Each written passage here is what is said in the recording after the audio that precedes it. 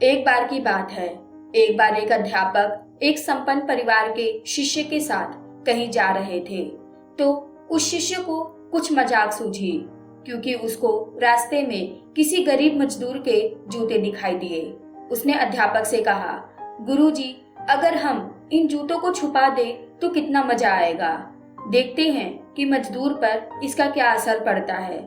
शिष्य को तो उस वक्त मजाक सूझ रहा था, लेकिन गुरुजी ने कहा, नहीं, गरीब इंसान के साथ इस तरह का भद्दा मजाक करना ठीक नहीं। थोड़ी देर बाद अध्यापक ने कहा, क्यों ना हम इन जूतों में कुछ सिक्के डाल दें और फिर देखते हैं इस गरीब मजदूर पर क्या असर पड़ता है। उन्होंने ऐसा ही किया। जैसे ही मजदूर अपना काम करके लौटा और उसने एक पाँव अपने जूते में डाले तो उसको कुछ कठोर सा महसूस हुआ। उसने अंदर हाथ डाला तो उसको कुछ सिक्के दिखाई दिए। वह थोड़ा आश्चर्य में पड़ गया। आसपास देखा तो कोई दिखाई नहीं दिया। वापस उसने दूसरा पैर अपने जूते में डाला और वापस उसको उसमें कुछ सिक्के दिखाई दिए। अब दोनों जूतों के सिक्के को लेकर अपने हाथ पे रखकर आसमान की तरफ देखते हुए बोला, हे प्रभु, पता नहीं किस भले मनुष्य ने यह सिक्के मेरे जूते में छुपाए हैं, लेकिन जिसने भी छुपाए हैं उसको मेरी दुआ लगे। इन पैसों से मैं अपने बच्चों और पत्नी के लिए कुछ खाना और दवाइयाँ ला सकूंगा। और इतना बोलकर वह वहाँ से चला गया। इस बात को शिष्य और अध्यापक दोनों सुन रहे थे। अब अध्यापक ने शिष्य से पूछा, अब तुम मुझे बताओ कि तुम्हें कैसा महसूस हुआ, तुम्हारी पहली वाली मजाक या मेरा यह तरीका।